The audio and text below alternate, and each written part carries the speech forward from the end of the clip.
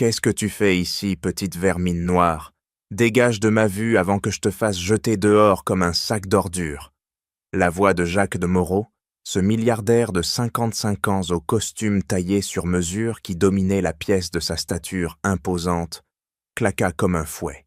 Il siéta le verre de vin dans sa main droite, les articulations blanchies par la crispation, tandis que son regard perçant, ses yeux gris, acier, hérités de générations de magnates parisiens, se plantait sur la fillette qui osait l'interrompre. Amina, cette gamine de 8 ans, à la peau ébène, originaire du Sénégal et venue, avec sa mère, employée de maison, se tenait là, minuscule dans sa robe usée, mais les poings serrés le long du corps, comme pour ancrer son courage. Elle avait couru depuis le couloir adjacent, où elle jouait en silence pendant que sa mère servait les invités, et maintenant, elle levait le menton, défiant ce géant d'homme qui la toisait. Derrière Jacques, son secrétaire personnel, un homme svelte d'origine chinoise-française dans la quarantaine, se raidit imperceptiblement. Il ajusta ses lunettes fines d'un geste nerveux, ses doigts tremblant légèrement sur la monture, car il avait vu la petite s'approcher. Il savait, oh, il savait trop bien, que cette interruption pouvait tout faire basculer. Quelques minutes plus tôt, dans l'ombre d'un alcôve discret, il avait murmuré au téléphone en mandarin rapide, avec son complice à Pékin. Le poison est dans le verre, une gorgée, et Moreau s'effondre. Le chaos couvrira notre prise de contrôle. Mais maintenant, cet enfant. Il croisa les bras, feignant l'indifférence, comptant sur les préjugés raciaux de son patron pour étouffer l'affaire. Un sourire froid effleura ses lèvres. Il observa, attendant que la tempête se déchaîne. Jacques Lisons avança d'un pas, son ombre engloutissant la fillette. Qui t'a permis de m'adresser la parole, toi, une gosse des rues, une immigrée qui ose salir mon tapis avec ses pieds, sale? Il cracha les mots, chaque syllabe comme une lame affûtée, forgée dans des années de négociations impitoyables où il avait écrasé des rivaux sans un regard en arrière. Sa main libre se leva, pointant un doigt accusateur vers la mère d'Amina, qui se tenait en retrait, les épaules voûtées, sous le poids de la peur. « Et toi, la bonne, contrôle ta progéniture, ou je te renvoie au Sénégal avec un billet aller simple. Ce soir est pour les affaires, pas pour les caprices d'une morveuse. » Aminano recula pas. Ses petits ongles s'enfoncèrent dans ses paumes, laissant des marques rouges comme des cicatrices de bataille. Elle avait entendu, tout entendu, caché derrière une porte entrebâillée, les mots en chinois glissant comme du venin dans l'air. Sa grand-mère, qui avait vécu à Shanghai autrefois, lui avait appris les rudiments de la langue lors de longues soirées à Dakar, avant la fuite vers Paris. « Monsieur Moreau », murmura-t-elle d'une voix ferme, contrastant avec son corps frêle, « votre verre, il est empoisonné. Ils l'ont dit en chinois, du poison d'Afrique, mélangé. Vous mourrez si vous buvez. » Le secrétaire pâlit sous son masque de calme. Ses yeux s'écarquillèrent une fraction de seconde, et il serra les dents, sentant la sueur perler sur sa nuque. Comment cette gamine avait-elle compris? Il lança un regard furtif vers son téléphone dans sa poche, imaginant déjà le message urgent à son partenaire. Problème, l'enfant a entendu, faut l'éliminer avec lui. Mais il resta immobile, pariant sur le mépris de Jacques pour les inférieurs, ces noirs, ces pauvres qu'il écrasait sans remords dans ses deals immobiliers. Jacques éclata d'un rire rauque, mais un doute infime, une ombre dans ses yeux, le traversa. Il posa le verre sur une table proche, avec un claquement sec, le liquide rouge ondulant comme du sang. Ridicule, une gosse qui invente des histoires pour attirer l'attention. Sors d'ici avant que je perde patience. Pourtant, alors qu'Amina s'éloignait, tiré par sa mère dont les mains tremblaient, il ne put s'empêcher de fixer le verre. Le secrétaire, de son côté, expira lentement, son esprit déjà en ébullition. Il devait agir vite avant que ce doute ne grandisse. La tension plana, invisible mais palpable, comme un fil tendu prêt à rompre. Jacques reprit son verre, mais au lieu de boire, il le fit tourner entre ses doigts, observant le reflet déformé de la fillette qui disparaissait. Le secrétaire, lui, composa mentalement son plan. Suivre la mère et l'enfant, les faire taire.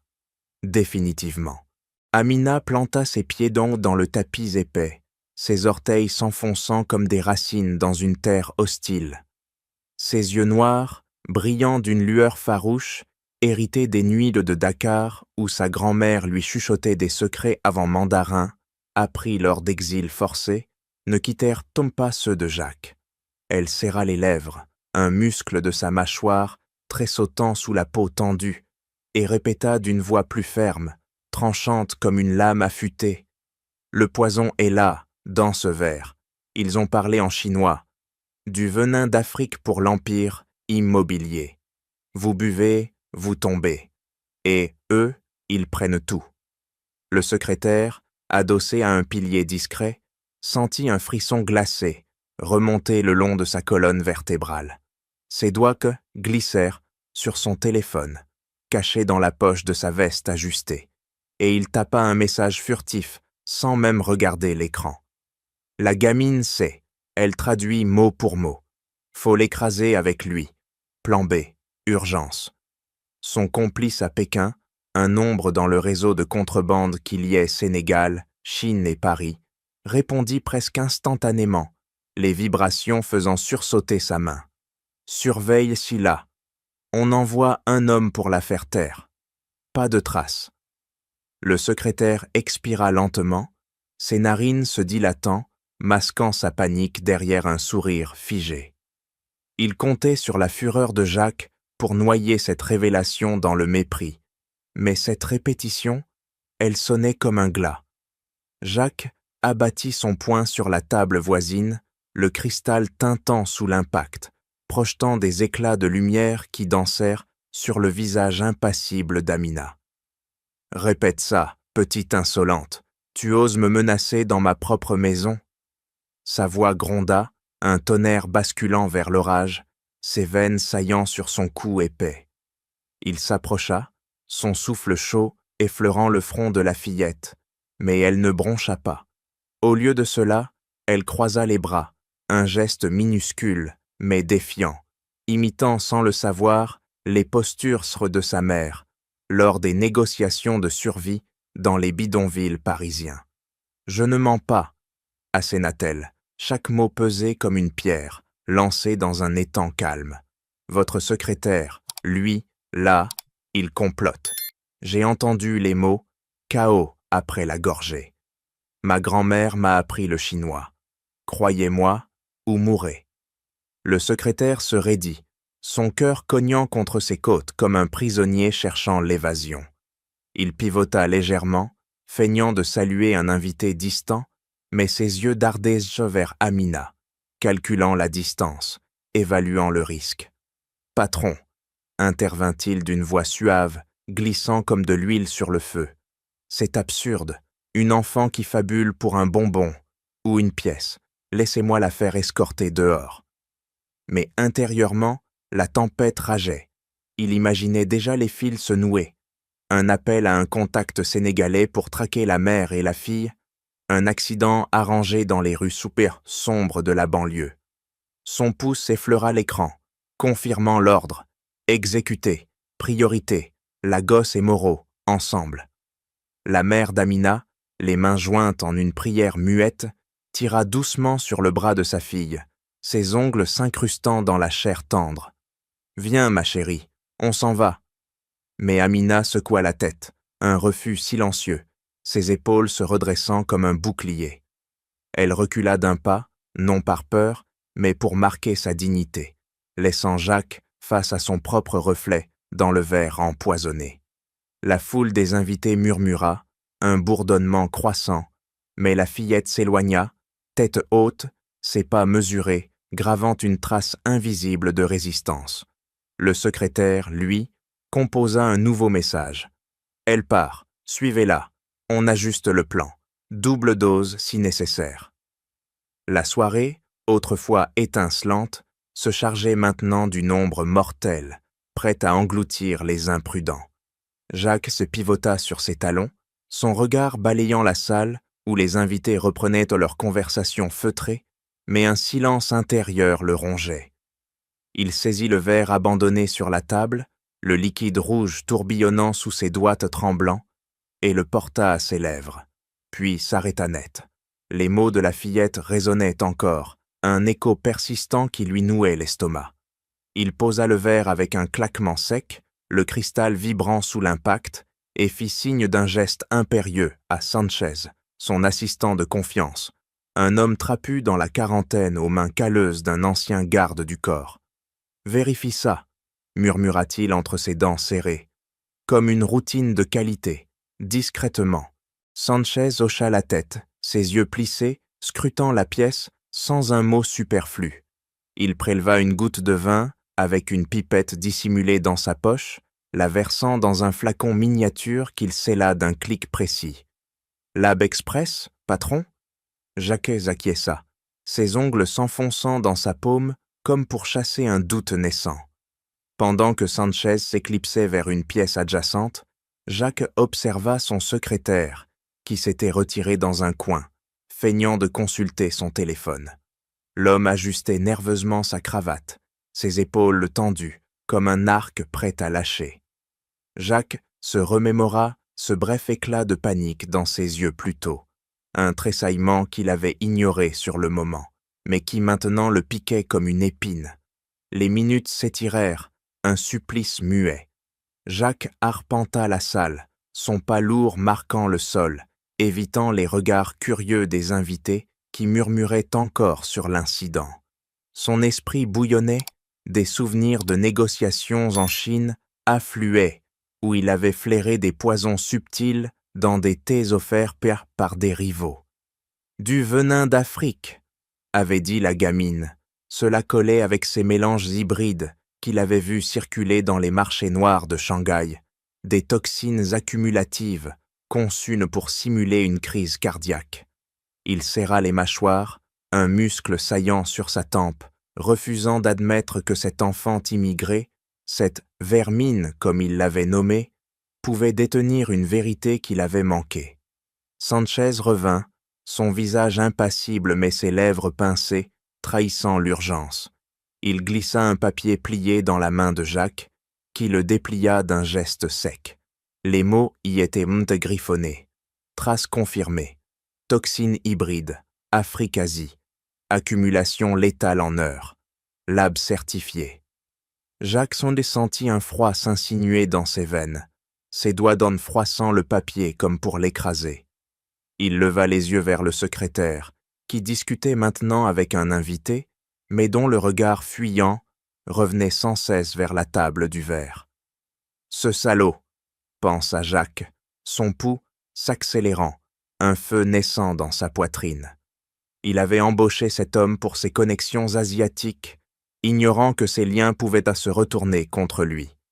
Un regret acide monta en lui, non pas une larme, mais une brûlure au creux de l'estomac. L'image de la fillette, poing serré, refusant de plier. Il avait piétiné sa dignité, et maintenant, cette humiliation se retournait contre son arrogance. Jacques fourra le papier dans sa poche, ses articulations craquant sous la pression. « Trouve-moi cette gamine et sa mère », ordonna-t-il à Sanchez d'une voix basse, tranchante, avant que ce poison ne devienne le mien. Le secrétaire, sentant le regard peser sur lui, composa un nouveau message.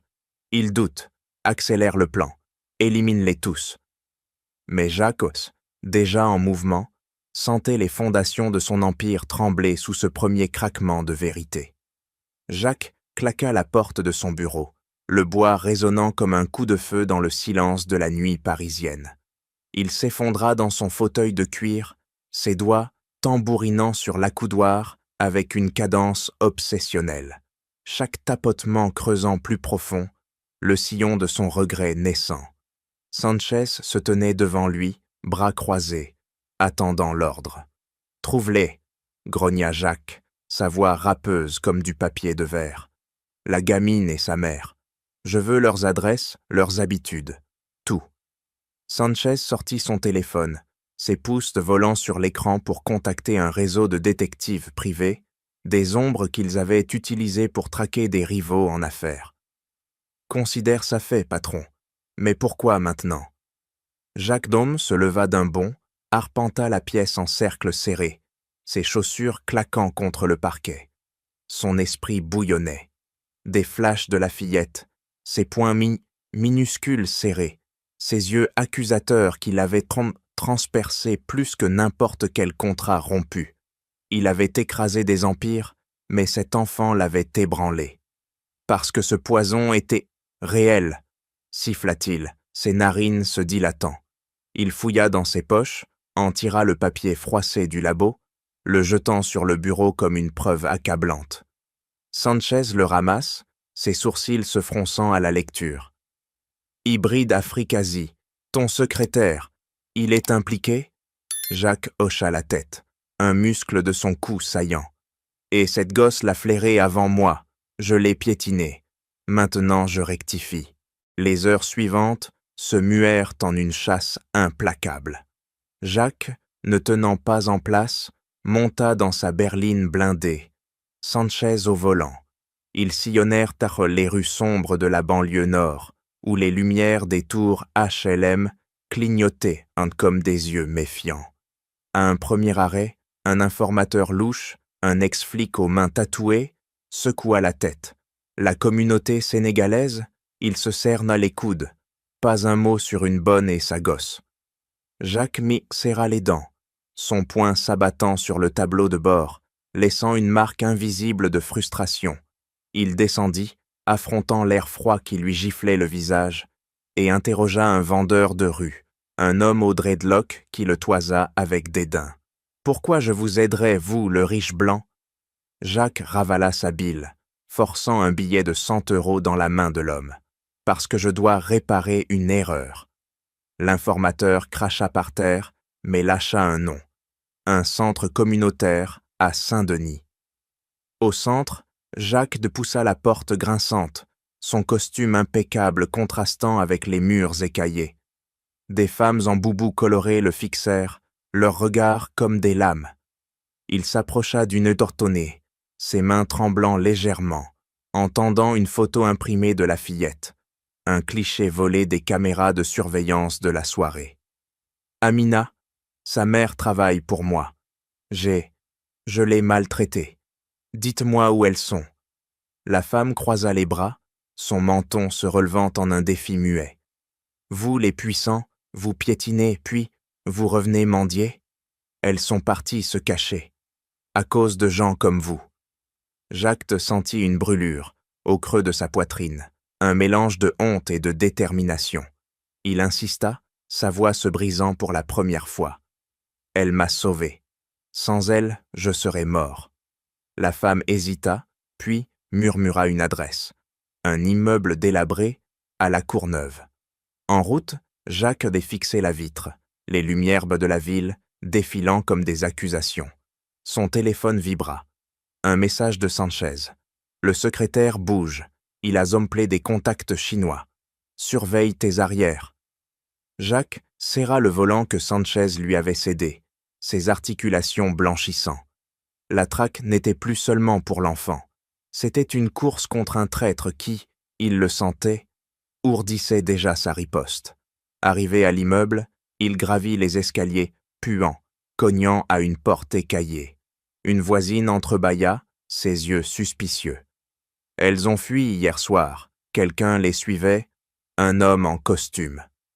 Jacques jura entre ses dents, le regret se muant en urgence. Il devait les trouver avant que le secrétaire ne frappe.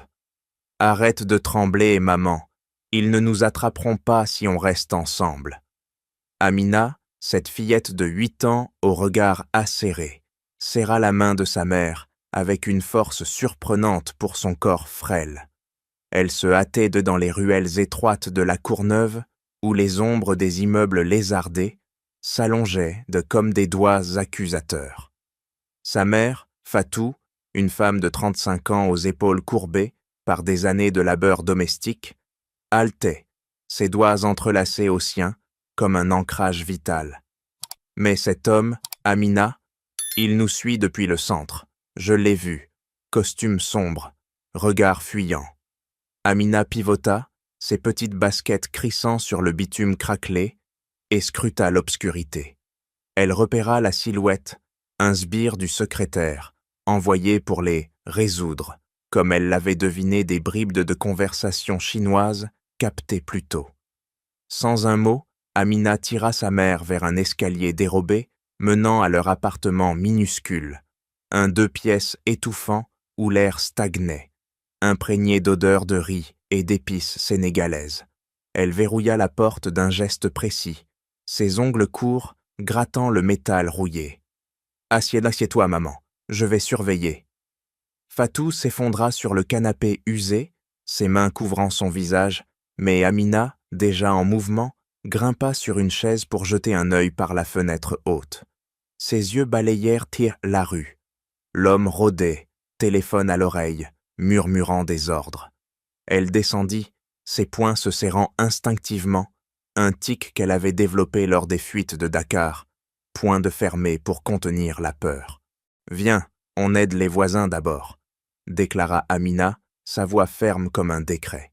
Elle attrapa un sac de toile contenant des herbes séchées, des remèdes appris de sa grand-mère, mélanges africains contre les mots simples. Fatou leva les yeux, surprise. Maintenant, avec ce danger, Amina hocha la tête, son menton se relevant en un geste de défi.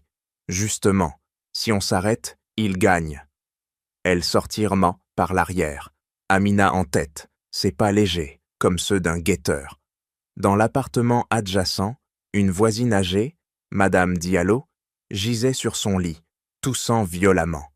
Amina s'agenouilla, ses doigts fins écrasant des feuilles dans un bol improvisé.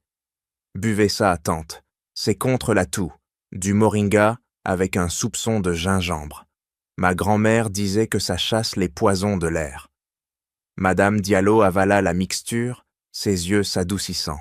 « Tu es une petite guerrière, Amina, pas comme ces riches de qui nous écrasent. » La fillette secoua la tête, ses tresses claquant légèrement.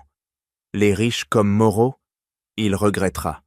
Mais on n'attend pas, on aide. » Elle se tourna vers un enfant du voisinage, un garçon de 6 ans fiévreux, et appliqua un cataplasme sur son front, murmurant des mots en wolof pour le calmer.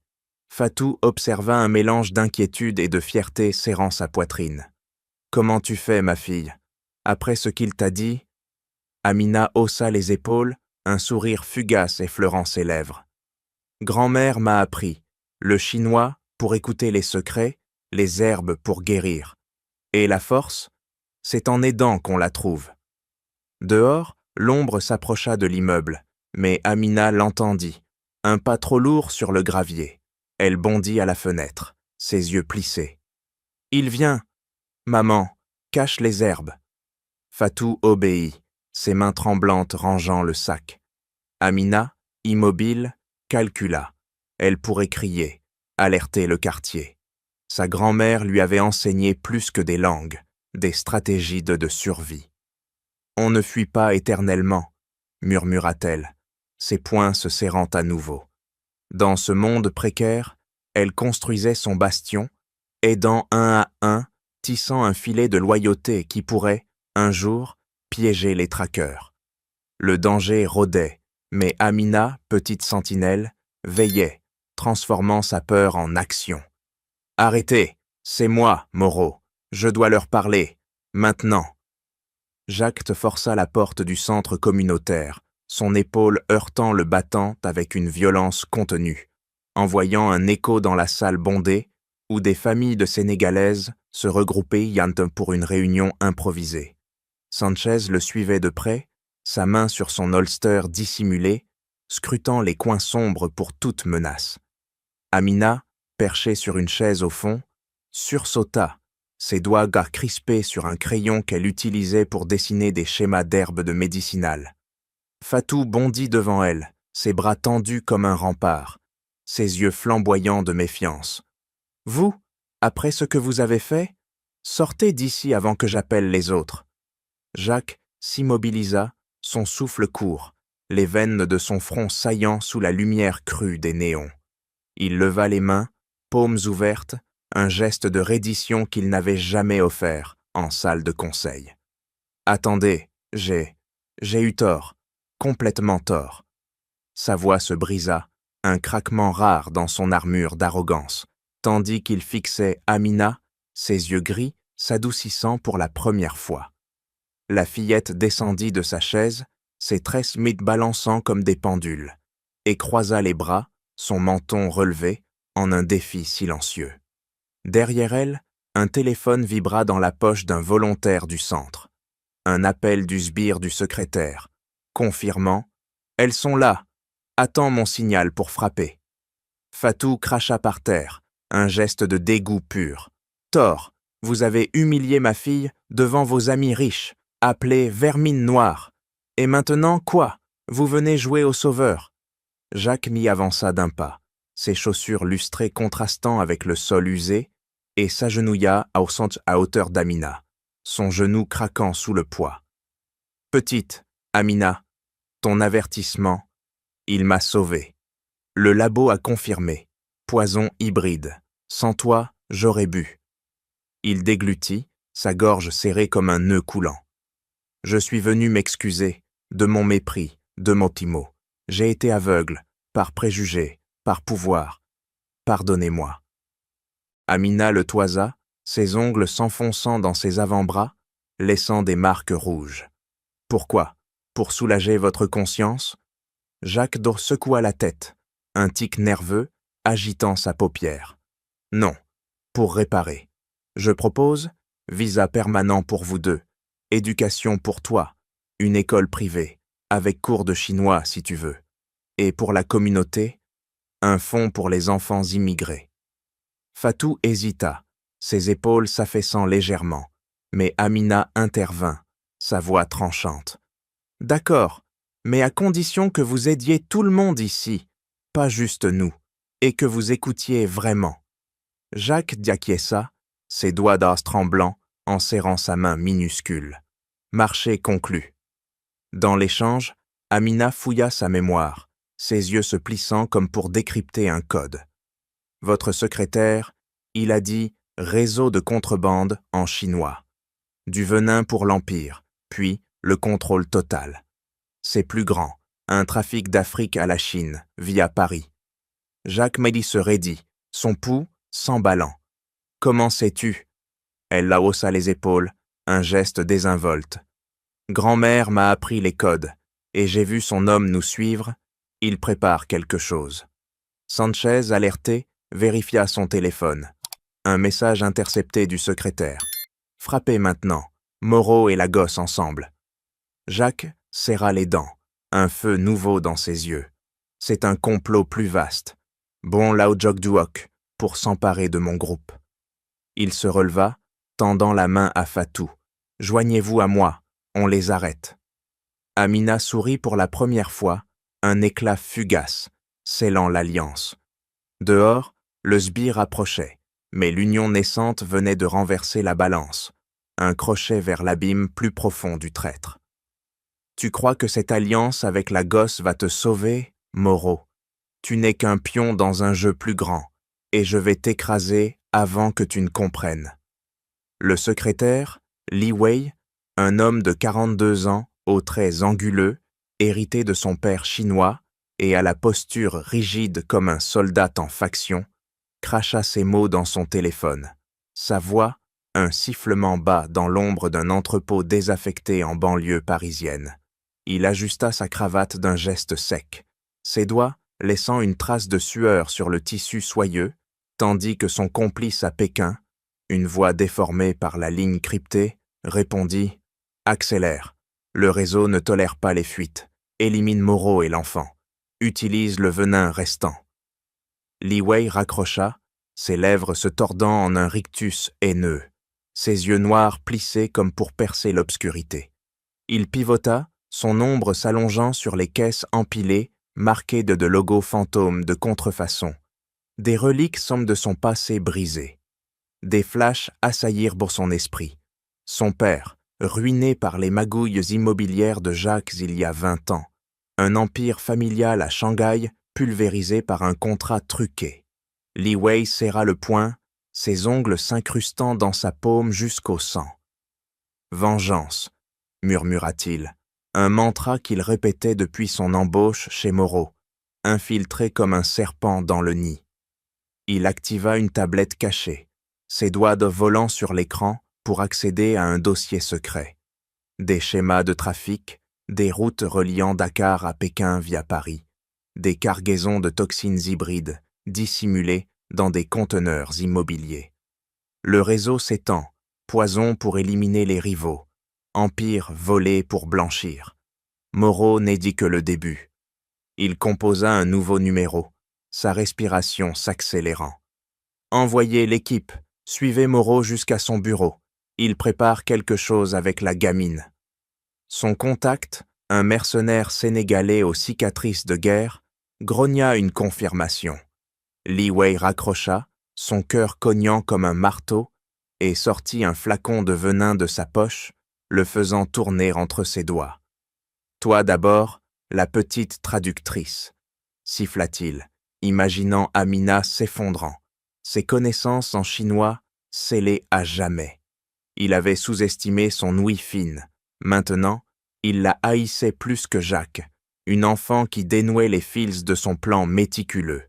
Dehors, il monta dans sa voiture banalisée, le moteur ronronnant comme une menace sourde.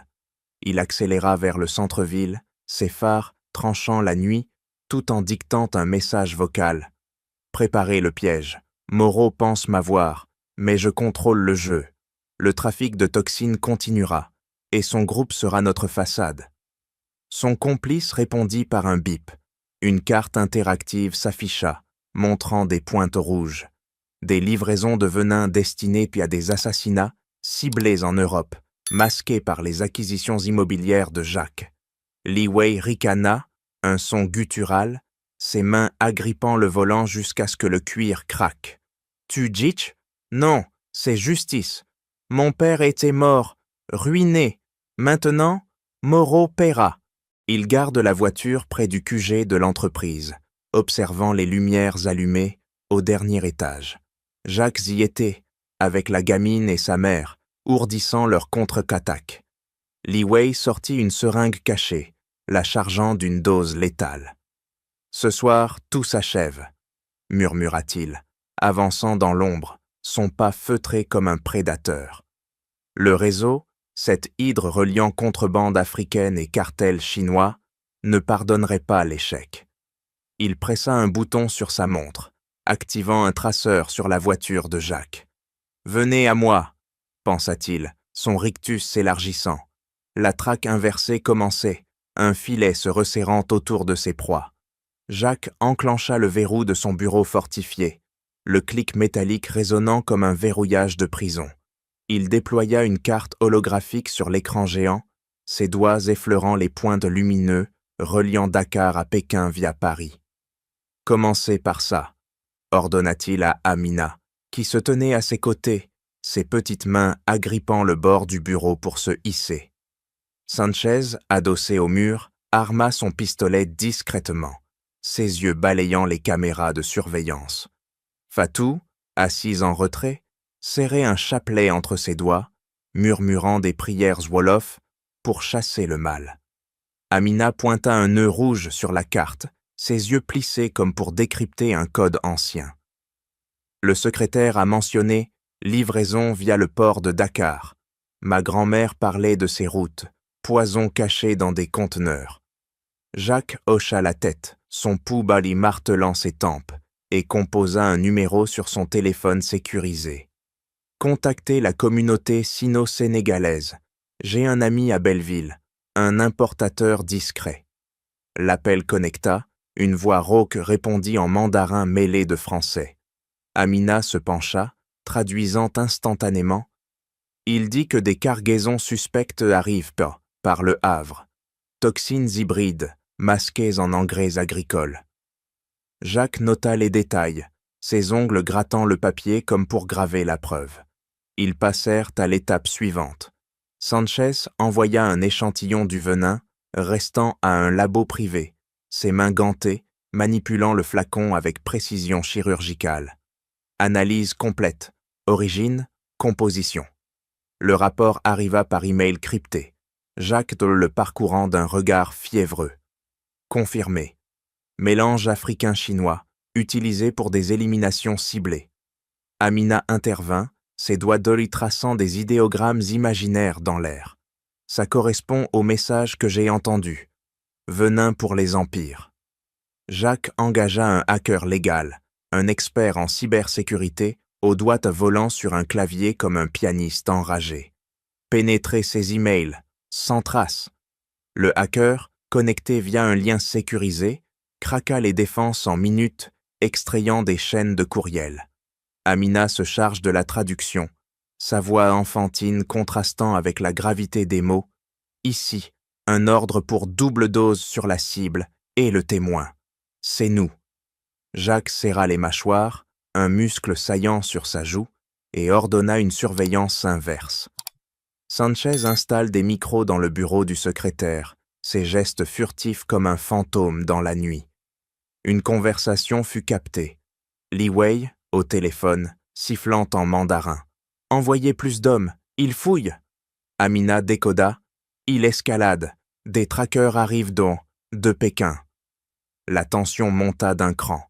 Dehors, un véhicule suspect stationna près de l'immeuble, Sanchez le repérant sur les écrans. Ils nous suivent. Jacques arma un piège, envoyant un faux email depuis le compte hacké pour attirer Li Wei. Amina, infatigable, croisa des données financières via le notaire de l'entreprise, ses yeux scrutant les colonnes de chiffres. Regardez, transfert vers des comptes offshore, à Shanghai, blanchiment via vos propriétés. Jacques frappa du poing sur le bureau, le bois craquant sous l'impact. Preuve solide, mais il sait qu'on avance, il envoie des ombres. Soudain, un bruit dehors. Un sbire força une fenêtre latérale. Sanchez bondit, neutralisant l'intrus d'une clé de bras, le plaquant au sol. « Parle !» L'homme cracha. Ordre de Li Wei. Éliminez la gosse d'abord. Amina recula, ses poings se serrant, mais Jacques la protégea d'un geste paternel. On accélère. Prochaine étape. Confronter ses contacts. Le processus s'enchaîna, malmois s'accumulant comme des dominos tombants, avec Li Wei contre-attaquant par des cyberattaques repoussées. Jacques sentit la sueur perler sur son front. Un mélange d'adrénaline et de détermination, l'enquête les unissait, forgeant une chaîne incassable contre l'hydre du traître. Jacques abattit son poing sur l'écran, les pixels vacillant sous l'impact, tandis que le hacker légal zoomait sur un document exhumé des serveurs cachés. « Regardez ça !» siffla-t-il, sa voix un grondement sourd, ses yeux rivés sur les lignes de texte en mandarin, que Amina traduisait en temps réel. La fillette, perchée sur un tabouret, ses doigts, agrippant le bord du bureau comme pour s'ancrer dans la tempête, murmura « C'est un dossier personnel. Li Wei. Son vrai nom est Li Wei Chen, fils de Chen Hao, un promoteur de Shanghai. » Jacques Tess se raidit, ses articulations craquant, alors qu'il serrait les accoudoirs de son fauteuil. Un flash le traversa. Chen Hao, cet associé qu'il avait évincé il y a 20 ans, ruiné par une clause vicieuse dans un contrat immobilier, laissé pour mort dans les ruines de son empire familial. Sanchez, penché sur l'ordinateur, croisa les données avec les archives de l'entreprise, ses doigts volant sur les touches. Confirmé. Chen Hao s'est suicidé 6 mois après la faillite. Li Wei, alors adolescent, a changé de nom pour infiltrer vos cercles. Jacques sentit un froid glacial lui remonter l'échine, ses narines se dilatant comme pour inhaler la trahison. « Vengeance personnelle », grommela-t-il, le pouls battant à tout rompre. Amina poursuivit, sa voix enfantine tranchant l'air lourd. « Mais ce n'est pas tout. Ces courriels parlent d'un dark network, un trafic de toxines meurtrières. En Afrique, des villages entiers sont empoisonnés pour libérer des terres pour l'exploitation minière. En Chine, des concurrents sont éliminés pour remporter des marchés publics. Fatou, debout derrière sa fille, serrait les poings, les ongles enfoncés dans ses paumes. Des souvenirs de villages sénégalais, dévastés par une mystérieuse pollution, envahissaient de son esprit. Le hacker affiche une carte interactive, des lignes rouges reliant des points. Dakar a des usines clandestines près de Pékin, transitant par des entrepôts parisiens, contrôlés par le groupe de Jacques. Ces poisons hybrides, conçus pour des morts, silencieuses, crises de cardiaque ou épidémies de masqués, servent à blanchir des fortunes. Votre empire immobilier est la couverture parfaite, conteneur vide pour cacher les cargaisons. Jacques Solly se leva d'un bond, son fauteuil basculant en arrière avec un bruit sec, et arpenta la pièce, ses pas lourds marquant le sol comme des accusations. Des centaines de morts pour du profit? Amina hocha la tête, ses tresses claquant légèrement. Pire, les rapports mentionnent des tests sur des villages isolés, enfants comme moi, empoisonnés pour affiner les doses. Fatou étouffa un sanglot, ses épaules gelées tremblant, mais elle ravala sa peine, transformant la douleur en rage. Jacques s'arrêta net, fixant un portrait de famille sur son mur. Son propre père, un magnat impitoyable qui lui avait enseigné à écraser les faibles.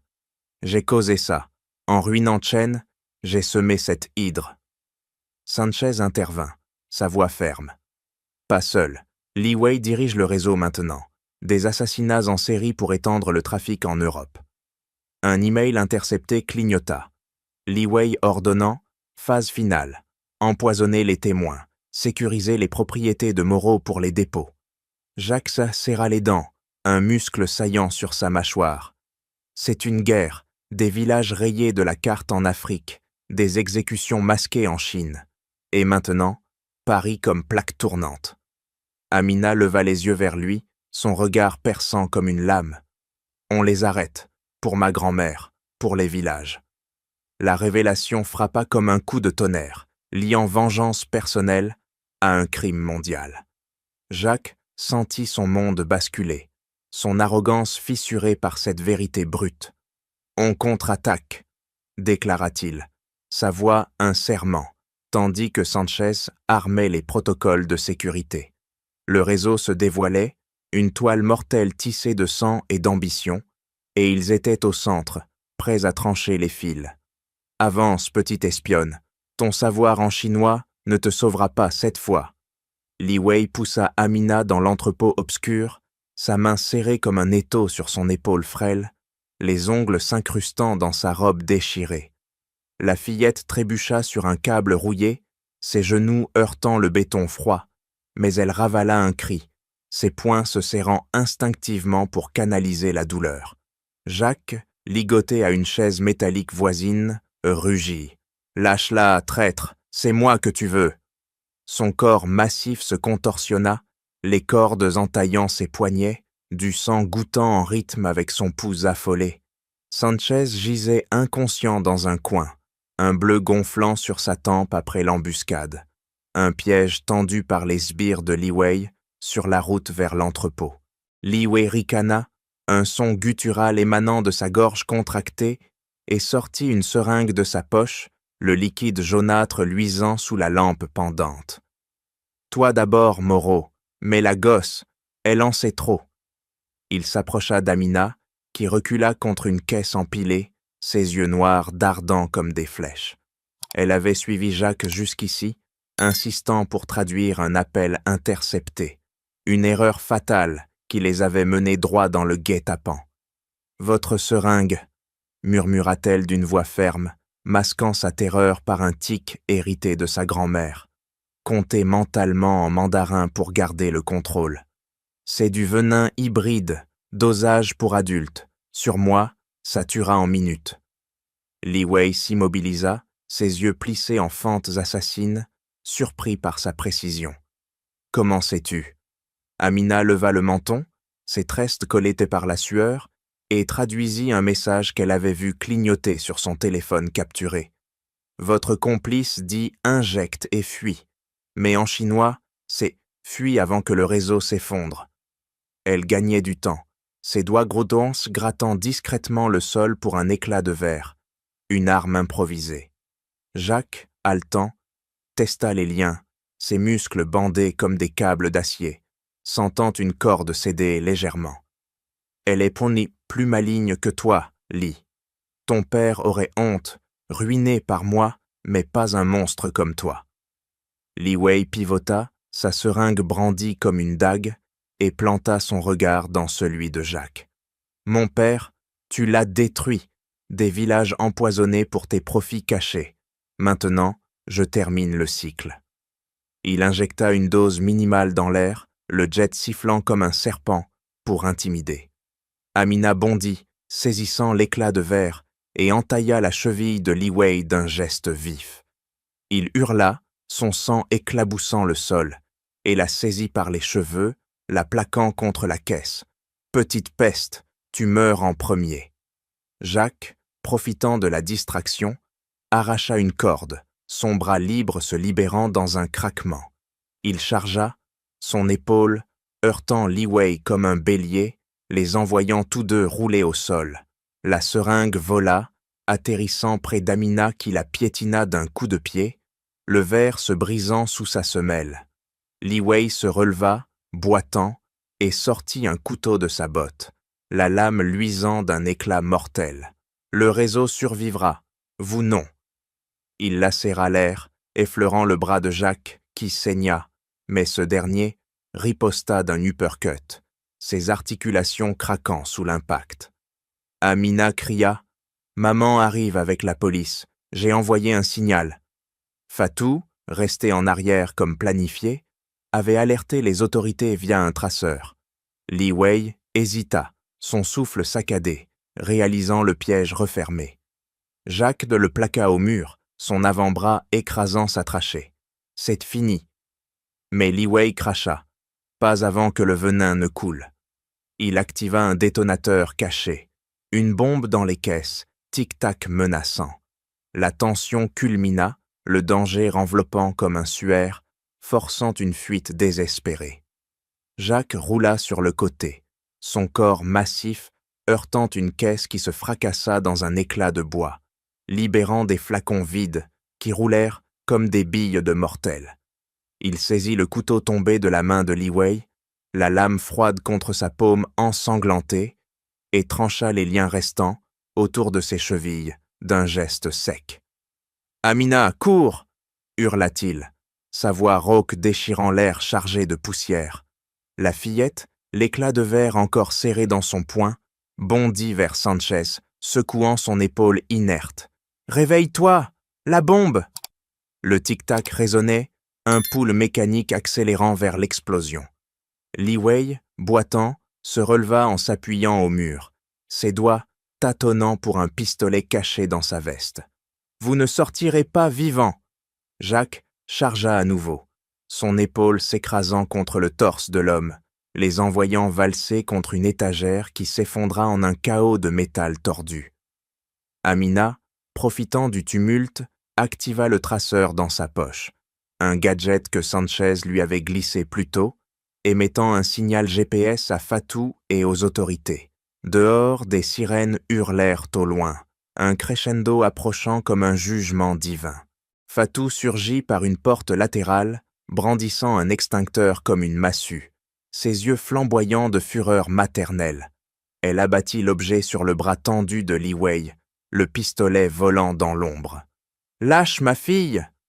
Li Wei grogna, son os craqua sous l'impact, mais il riposta d'un coup de coude qui envoya Fatou tituber.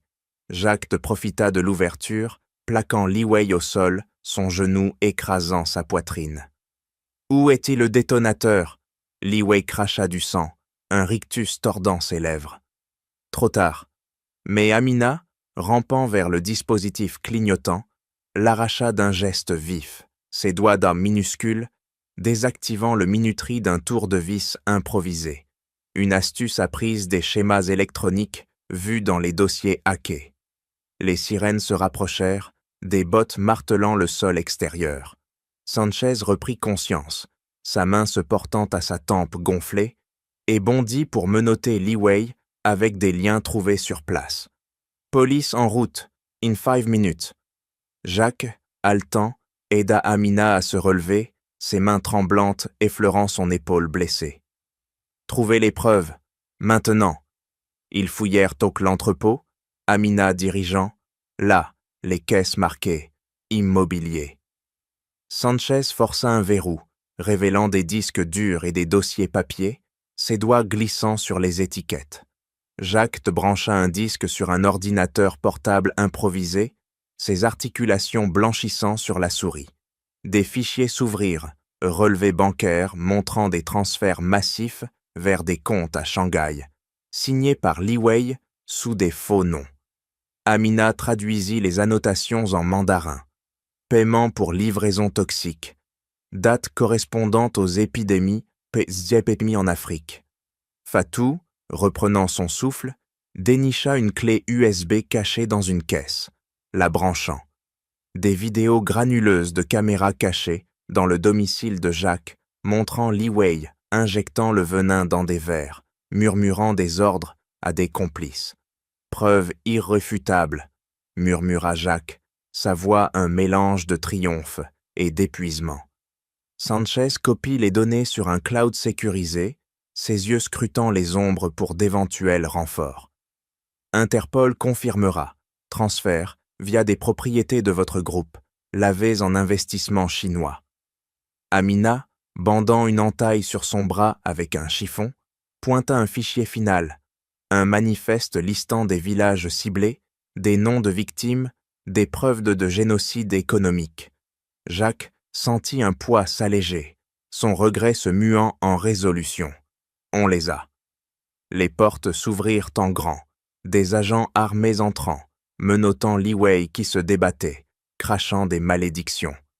L'évasion avait réussi, les preuves en main, un arsenal pour démanteler le réseau, forgé dans le feu de la confrontation. Silence, j'ai une révélation qui va faire trembler ces murs. Jacques se leva d'un bond au milieu de la salle de réunion bondée, son poing s'abattant sur la table en acajou, faisant vibrer les verres d'hommes d'eau des actionnaires alignés comme des juges. Les regards convergèrent sur lui, un murmure croissant comme un orage imminent. Li Wei, assis à sa droite en costume impeccable, raidit son dos, ses doigts crispés sur un stylo qu'il tordit imperceptiblement, brisant la mine. Amina, cachée derrière un panneau, observait, ses poings serrés comme des noyaux durs, prête à intervenir. Sanchez, posté près de la porte, verrouilla les issues d'un geste discret, ses yeux scrutant chaque visage pour d'éventuels complices. Jacques active le projecteur, l'écran s'illuminant de preuves irréfutables. Relevés bancaires, vidéos granuleuses, manifestes toxiques. Regardez, des transferts illicites vers Shanghai, blanchiment via nos propriétés. Les actionnaires s'agitèrent, des exclamations fusant comme des balles. Li Wei se redressa, sa voix suave tranchant l'air. Allégations absurdes, Moreau. Vous divaguez. Mais Jacques pivota vers lui, son index pointé comme une arme. Toi, fils de Chen Hao, infiltré pour venger une faillite que j'ai causée. Mais ça va plus loin. Un réseau de poisons hybrides, des villages décimés en Afrique, des exécutions masquées en Chine. Amina surgit de l'ombre, sa petite silhouette contrastant avec les costumes sombres, et s'empara d'un micro. « Écoutez ça !» déclara-t-elle d'une voix ferme, traduisant un enregistrement en mandarin projeté. Ordre d'éliminer Moreau et la témoin, double dose pour le silence. Les mots protés résonnèrent, un choc électrique parcourant la salle. Li Wei pâlit, ses lèvres tremblant, et bondit. « Mensonge, cette gosse fabule !» Mais Sanchez projeta une vidéo. Li Wei injectant du venin, murmurant des ordres. « Preuve vidéo de tes propres caméras. » Les actionnaires explosèrent des cris de trahison fusant.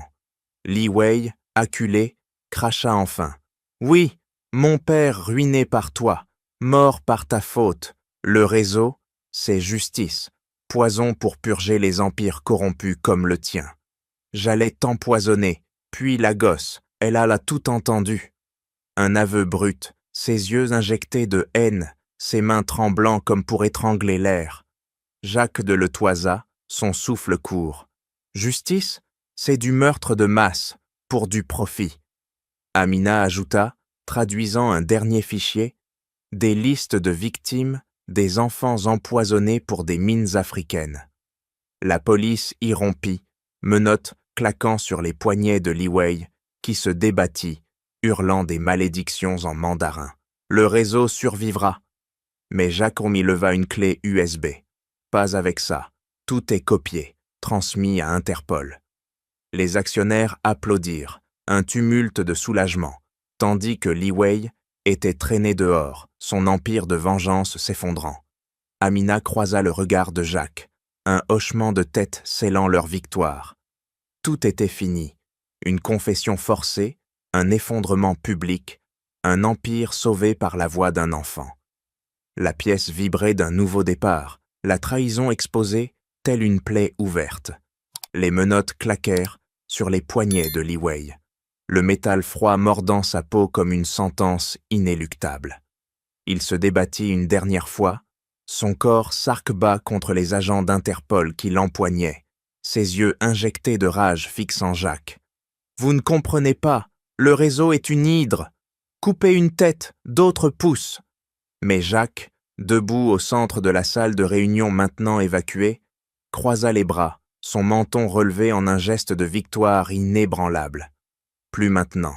Tes aveux sont enregistrés. Tout est fini. » Les autorités envahirent sur les lieux, un balai précis de uniformes et de badges. Police française en tête, flanquée d'agents d'Interpol aux vestes sombres, coordonnant avec des équipes anti-trafic internationales. Sanchez remit les disques durs et clés USB, ses mains fermes tendant les preuves comme des trophées. Voici les manifestes, les vidéos, les transferts. Tout pointe vers le démantèlement. Un commandant, un homme buriné aux tempes grisonnantes, hocha la tête, ses doigts de feuilletant un rapport préliminaire. « Bon travail, nous avons déjà perquisitionné les entrepôts. Cargaisons saisies à Dakar et Pékin. Des arrestations en chaîne. Complices sénégalais pour les extractions minières, cartels chinois pour la fabrication. » Li Wei fut traîné vers la sortie, ses pieds raclant le sol poli, laissant des traces comme des cicatrices. Il cracha une dernière malédiction en mandarin. Kamina traduisit d'une voix calme. Il dit que la vengeance survivra. Mais la fillette, serrant la main de Fatou, ne broncha pas, ses yeux suivant la silhouette qui s'éloignait. Jacques s'approcha du commandant, sa voix basse mais ferme. « Et les villages, les victimes ?» L'officier répondit, son stylo grattant un formulaire. « Enquêtes ouvertes, compensation pour les survivants africains, poursuite contre les entreprises complices. Votre groupe est blanchi, mais coopérez pour les audits. » De Horn, des fourgons blindés emportèrent Li Wei vers une cellule d'attente où des interrogatoires l'attendaient, des heures à craquer sous les projecteurs, révélant des noms cachés dans les abysses du réseau. Interpol coordonna des raids simultanés. À Shanghai, des usines clandestines fermées, des chimistes arrêtés menottes aux mains. À Dakar, des mines illégales scellées, libérant des communautés empoisonnées. Fatou, les épaules enfin relâchées, murmura « Justice pour les nôtres ». Amina hocha la tête, ses poings se desserrant pour la première fois, un poids invisible s'allégeant. Jacques d'y observa la sorquescène, son pouls était ralentissant, un vide se creusant dans sa poitrine, non de perte, mais de résolution. Les nœuds se dénouaient, le venin détruit, les comptes gelés, les complices tombant comme des dominos. « C'est fait », déclara-t-il à Sanchez, qui rangea son arme d'un clic. Le réseau s'effondrait, un empire de mort réduit en cendres par des preuves forgées dedans le feu. La loi régnait enfin, un équilibre restauré, laissant place à la guérison. Jacques signa le document d'un trait ferme, l'encre noire se répandant sur le papier comme une promesse gravée dans le marbre. Il leva les yeux vers l'assemblée, réunie dans son bureau rénové, où les murs autrefois nus arborait maintenant des cartes d'Afrique et de Chine interconnectées. Sanchez, debout près de la porte, hocha la tête, ses doigts pianotant sur un clavier pour lancer les transferts financiers. « C'est parti, patron. 10 millions pour le fonds initial. » Jacques se redressa, son dos craquant sous le poids des nuits blanches, et déclara d'une voix rauque. « Ce fonds soutiendra les enfants immigrés, éducation, santé, intégration, priorité aux communautés sénégalo-chinoises pour réparer les dommages du réseau. » Fatou, assise en face, serra les mains sur ses genoux, ses articulations blanchissant sous la pression. « Et pour nous ?»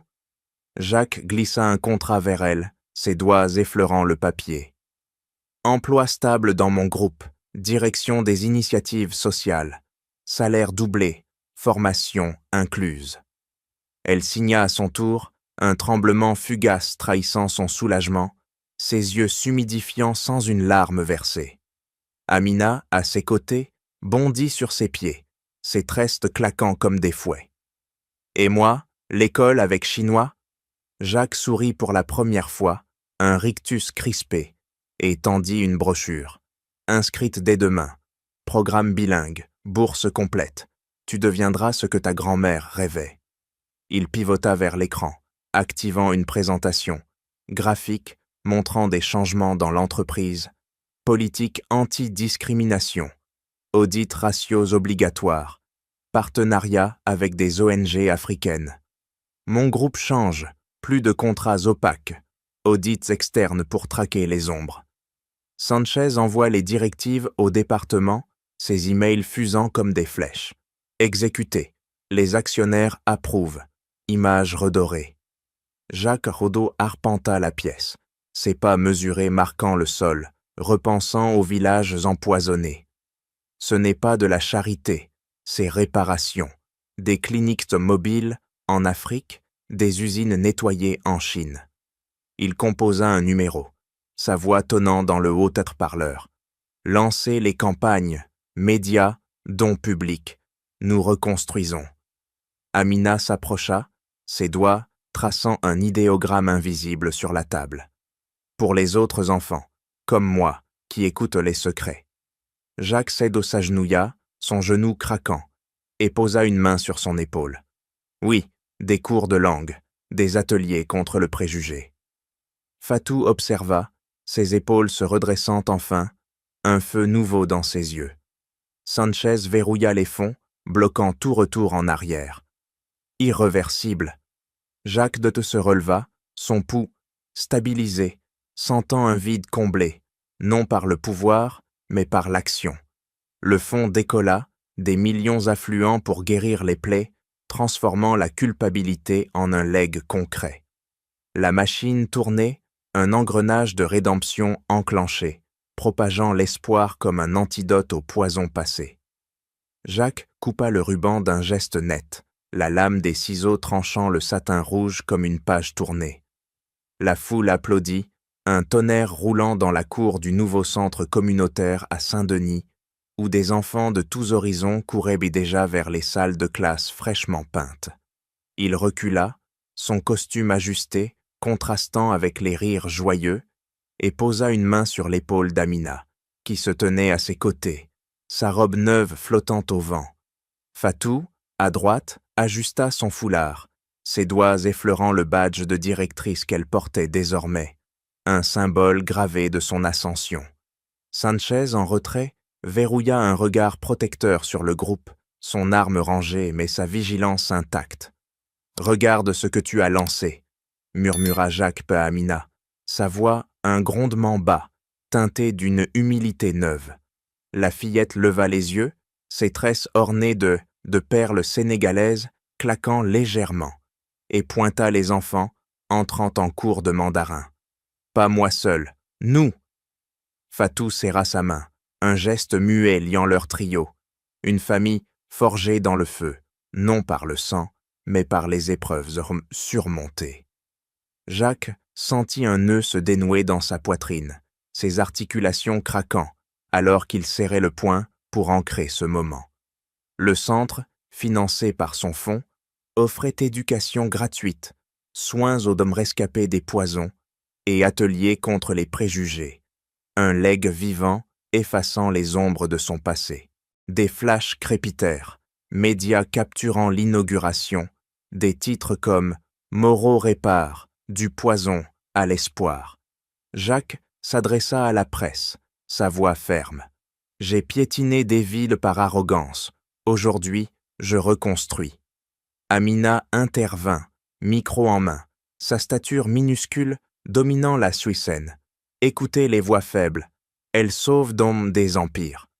Fatou compléta, ces mots en wolof traduisent en direct. Pour nos villages, pour les enfants oubliés. Sanchez discret coordonna la sécurité, son téléphone vibrant de rapports. Réseau démantelé, compensation versée, une chaîne de justice bouclée. Le soleil couchant baigna la cour d'une lueur dorée. Jacques observant Amina rire avec d'autres gamins, enseignant un mot chinois pour espoir. Fatou s'approcha, ses épaules droites. Merci, pour elle, pour nous. Il hocha la tête, un tic nerveux agitant sa paupière, vestige de nuit hantée. C'est le minimum, mon empire change, pour de bon. La soirée s'étira en fête, musique sénégalaise mêlée à des airs chinois, un pont culturel érigé sur les ruines du mal. La leçon s'ancra, ne laissez pas les préjugés aveugler la vérité. Le courage des petits renverse les géants. Jacques, transformé, vit son reflet dans les yeux d'Amina. Un homme racheté, un père adoptif. Fatou intégra pleinement. Sanchez loyal pour toujours. Le futur s'ouvrit, lumineux, école multipliée, communauté guérie, un legs immortel. La nuit tomba, mais l'espoir persista. Un feu allumé par une phrase enfantine, illuminant les ombres pour toujours. Et voilà, chers auditeurs, la fin de cette histoire qui nous rappelle que la vérité et le courage peuvent surgir des endroits les plus inattendus, changeant des vies entières. Qu'en pensez-vous? Partagez vos réflexions dans les commentaires. Cette petite phrase d'Amina vous a-t-elle touché? Ou avez-vous déjà vécu une expérience où une voix faible a renversé une situation? Merci infiniment d'avoir écouté jusqu'au bout. Votre fidélité nous inspire. À bientôt pour une nouvelle histoire captivante. Prenez soin de vous.